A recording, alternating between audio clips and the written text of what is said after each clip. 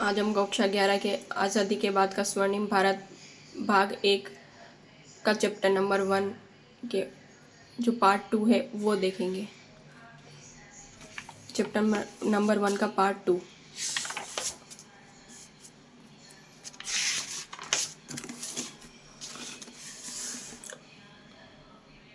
19वीं शताब्दी के प्रारंभ तक अंग्रेजों ने इस देश के व्यापार को अपने कब्जे में ले लिया। इस अवधि में वे भारत से माल ले जाते और विदेशों में बेच देते। ब्रिटिश ईस्ट इंडिया कंपनी के कर्मचारी किसान एवं व्यापारियों से बलपूर्वक उनका लाभ उठा लेते थे। वे लागत मूल्य का केवल 1/4 मूल्य चुकाते थे। कितना चुकाते थे? केवल 1/4 मूल्य चुकाते थे, जबकि अपने अधिकार में लिए गए माल को कई गुना कीमत में बेचते थे। जो वो प्रोडक्ट बनाते थे उसको कई गुना कीमत पर बेचते थे। अंग्रेज मनमाने ढंग से स्वयं यह निर्धारित करते थे कि प्रत्येक कारीगर किस प्रकार का माल तैयार करेगा और कितनी कीमत पर बेचेगा। मतलब जो भी कारीगर है वो क्या करेगा, किस प्रकार का माल तैयार करेगा और कितनी कीमत पर बेचेगा, वो सब कौन निर्धारित करते थे? अंग्रेजी अफसर। यदि कारीगर कम दाम लेने को तैयार नहीं होता तो उसे बांधकर कोड़े मारकर भगा दिया जाता। यह व्यापारिक पूंजी का काल था। कौन सी पूंजी का काल था? व्यापारिक पूंजी का। इंग्लैंड में औद्योगिक क्रांति के फलस्वरूप भारत को ब्रिटिश कारखानों के लिए कच्चे माल का निर्यातक देश बना दिया गया। मतलब भारत को क्या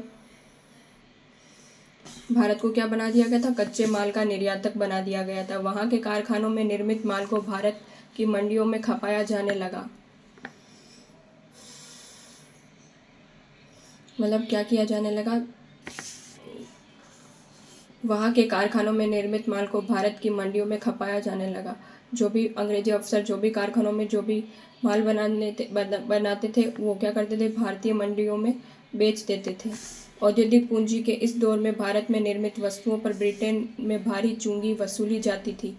मतलब जो भी भारत निर्यात करता था तो ब्रिटेन में भारी चूंगी वसूली जाती थी। ये एक कर होता है, चूंगी कर, वो दिया जाता था भारत द्वारा। जबकि ब्रिटिश माल जब भारत आता तो उस पर कोई चूंगी नहीं ली जाती थी। परिणाम स्वरूप भारतीय उद्योग धंधे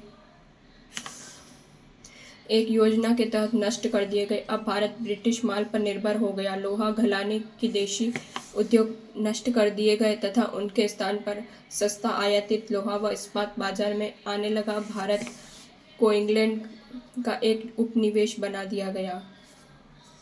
भारत को इंग्लैंड का क्या बना दिया गया? एक उपनिवेश बना दिया गया। भारत का आर्थिक शोषण जितना अधिक ब्रिटिश शासनकाल में हुआ उतना मध्यकाल में नहीं हुआ। कब हुआ था सबसे ज़्यादा भारत का शोषण? ब्रिटिश शासनकाल में हुआ। आर्थिक दृष्टि से दोनों शासनकाल में कुछ भिन्नताएं थी। अधिकांश मध्यकालीन शासकों का जन्म भारत में हुआ। वे वहाँ के निवासी थे, लेकिन ब्रिटिश शासक विदेशी थे।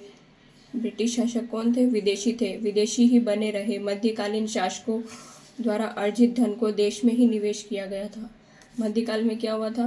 देशी जो शासक थे वो अर्जित धन को देश में ही निवेश किया गया था, लेकिन अंग्रेजों ने अपने अर्जित धन को अपने देश इंग्लैंड में निवेश किया। जब वो भारत से कमाए हुए धन को कहाँ ले जाते थे?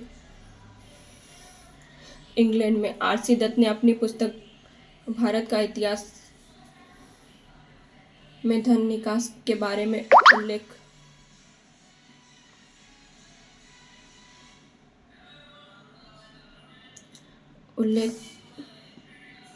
किया है। राजा द्वारा अपनी जनता से अधिक कर ग्रहण करना, मतलब राजा द्वारा अपनी जनता से अधिक ग्रहण करना सूरज द्वारा पृथ्वी से उस पानी प्राप्त करने के समान होता है जो वर्षा के रूप में पुनः भूमि देता है।